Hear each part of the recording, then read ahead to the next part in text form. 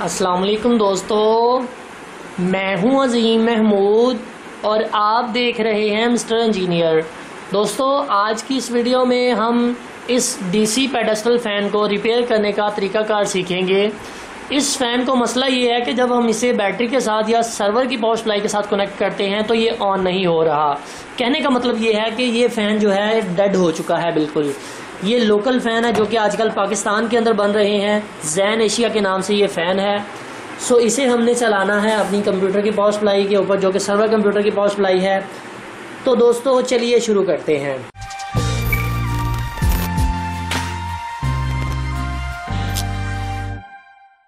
जी तो दोस्तों, मसला मैंने आपको बता दिया है, तारे मैंने इसके साथ कनेक्ट कर दी हैं। अब हम इसको 220 वोल्ट की पावर सप्लाई के साथ कनेक्ट करते हैं और देखते हैं कि आप लोग यहाँ पर देख सकते हैं कि इसके फ़ैन ऑन हो चुके हैं, हमारी सप्लाई बिल्कुल ऑन हो चुकी है, मगर हमारा जो फ़ैन है वो बिल्कुल ही डेड पड़ा हुआ है। कहने का मतलब ये है कि ये बिल्कुल भी काम नहीं कर रहा। सो सबसे पहले मैं इसके ये जो अंदर एक स्क्रू लगा हुआ है इसको खोलूँगा और इसके बैक साइड पर जो स्क्रू लगा हुआ है इसे खोल लेता हूँ, फिर इसे चेक करते हैं। आप लोग यहाँ पर देख सकते हैं कि इस पंखे को हमने खोल लिया है। ये जो इसकी बॉडी है ये मतलब लोकल पाकिस्तान के अंदर बन रहे हैं, सारा कुछ इनका सामान जो है वो यहीं पे बन रहा है, सिर्फ मोटर्स जो हैं वो बाहर से आ रही हैं।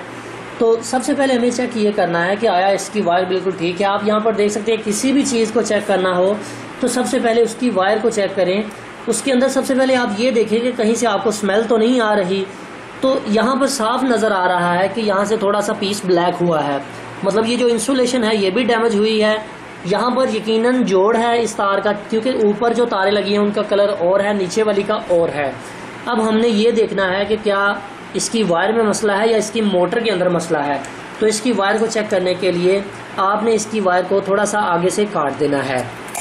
वायर को काट लेने के बाद आप यहाँ पर देख सकते हैं कि कितनी हार्ड हो गई है इसकी वायर। ये हाथ से अगर मैं इसे बेंड करता हूँ तो काफ़ी जो है वो ज़ोर लगाना पड़ रहा है। और यहाँ पर भी अगर आप देखें तो इसकी जो इंसुलेशन है वो ब्लैक हो चुकी है। अब मैं इसे थोड़ा सा छील लेता हूँ यहाँ। वेल जी, तो दोस्तों तारों को हमने छील लिया, मगर मुझे लग नहीं रहा कि इसकी तारें जो है बिल्कुल ठीक होंगी। तो मैं इस पावर सप्लाई को इसके साथ दोबारा से कनेक्ट करने की कोशिश करता हूँ।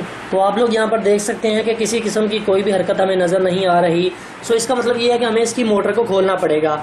सो इसकी मोटर को खोलने के लिए आप इसके ये वाले स्क्रूज को खोलेंगे। ये जो इसका सिस्टम पीछे लगा हुआ है ये इसको रोटेट करने के लिए, लेफ़्ट या राइट घुमाने के लिए होता है। सो इसके अंदर कोई जापानी मोटर फिट की गई है। तो ये ऊपर वाली फिटिंग को हम खोल लेते हैं और चेक करते हैं कि मसला कहाँ पे पेश आ रहा है। वेल जी दोस्तों, हमने इसको खोल लिया है। आप लोग यहाँ पर देख सकते हैं जो इसका ऊपर वाला कवर था जो कि देगी लोहे का है, और ये इसके अंदर मोटर इस्तेमाल की गई है जो कि पाकिस्तान में अक्सरियत में यही पंखों में इस्तेमाल की जा रही है, जिसका रिज़ल्ट काफ़ी अच्छा है।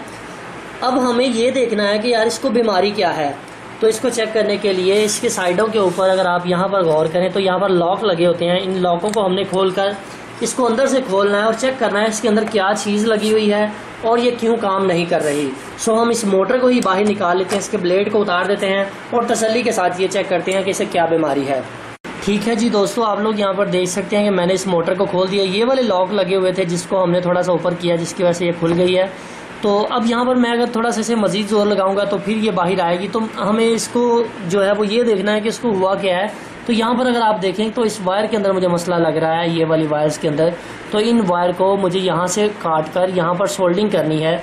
और आप यहाँ पर देख सकते हैं कि इन्होंने ये जो कार्बन लगे हुए हैं ये कार्बन वाली मोटर्स हैं, डीसी कार्बन वाली। तो ये कार्बन भी काफ़ी आगे चले गए हैं। तो दूसरे नंबर पर ये देखिए किस तरह से इसे ज्वाइंट किया गया है, मतलब ये रिपेयर हुई है। सो हम पहले इन तारों को देख लेते हैं, तारों को बदल कर देख लेते हैं। अगर फिर भी नहीं मसला हल होता तो फिर कार्बन का मसला हो सकता है। ठीक है जी दोस्तों, हमने इसको अच्छी तरह से सोल्ड कर दिया। बारी आती है इसको दोबारा से वहीं पर फिट करने की जहाँ से हमने इसको खोला था। वेल जी दोस्तों, मोटर तो फिट हो चुकी है। अब बारी आती है इसको फाइनल टेस्ट करने की। तो ज़रा मैं इसको लगाता हूँ आपके सामने। आप लोग यहाँ पर ये देख सकते हैं कि बिल्कुल किस तरह से वर्क कर रही है।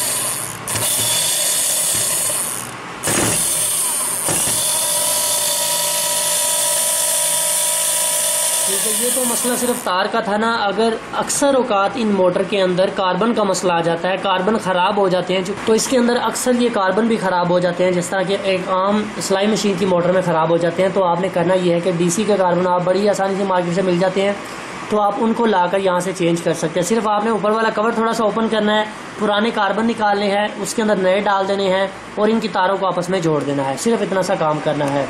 सो इन मोटर्स के अंदर सिर्फ यही ज़्यादातर मसला निकलता है कि इनके जो कार्बन हैं वो ज़्यादातर चलने की वजह से ख़राब हो जाते हैं, क्योंकि आपको पता है कि ये मुसलसल दिन रात ये पंखे चलते ही रहते हैं, जिसकी वजह से कार्बन जल्दी ख़राब हो जाते हैं। सो दोस्तों मैं इसे दोबारा वैसे ही फिट कर देता हूँ जिस तरह से हमने इसको खोला था, और फिर बाद में फाइनल टेस्टिंग करते हैं। वेल जी दोस्तों, बारी आ जाती है इस पंखे को फाइनल टेस्ट करने की। तो मैं ज़रा इसको पावर सप्लाई के साथ कनेक्ट कर देता हूँ। तो आप लोग यहाँ पर देख सकते हैं कि हमारा जो फ़ैन है वो बिल्कुल ठीक तरह से वर्क कर रहा है। इसकी हवा भी आप देख सकते हैं काफ़ी अच्छी है। अभी ये 70 किलोमीटर की पावर सप्लाई के साथ चल रहा है। तो दोस्तों, अगर आपके पंखे में भी इस तरह का कोई मसला आ जाए तो आप उसे खुद ही रिपेयर कर सकते हैं। ज़्यादातर मसला कार्बन का ही होता है, कार्बन के अलावा तार का भी मसला हो सकता है। बहुत ज़्यादा चलने की वजह से तार ख़राब हो जाती है, जिसकी वजह से आपका जो पंखा है वो काम करना छोड़ देता है। अगर आप मार्केट से ये फॉल्ट लगवाते हैं तो कम से कम भी आपसे वो 500 रुपया बड़ी आसानी से ले लेंगे इस फॉल्ट को क्लियर करने का। सो हमारी यही कोशिश होती है कि आपको ज़्यादा से ज़्यादा गाइड किया जा सके कि आप अपने घर की चीज़ों को किस तरह से रिपेयर कर सकते हैं। इसके अलावा अगर किसी दोस्त को सर्वर कंप्यूटर की पावर सप्लाई या बैटरी चार्जर या लोड चलाने के लिए चाहिए तो नीचे डिस्क्रिप्शन में नंबर दिया गया है, वहाँ से आप उस नंबर के ऊपर रब्ता करके सप्लाई अपने घर मंगवा सकते हैं। सो फाइनली दोस्तों, आज की वीडियो यहीं तक की। उम्मीद करते हैं कि आपको पसंद आई है। अगर आप लोगों को वीडियो पसंद आई है तो फाइनली वीडियो को लाइक ज़रूर कीजिएगा और अपने दोस्तों के साथ शेयर कर दीजिएगा। अपना दोस्तों का बहुत सा ख्याल रखिएगा, अपनी दुआ में याद रखिएगा। अल्लाह हाफिज़। पाकिस्तान जिंदाबाद।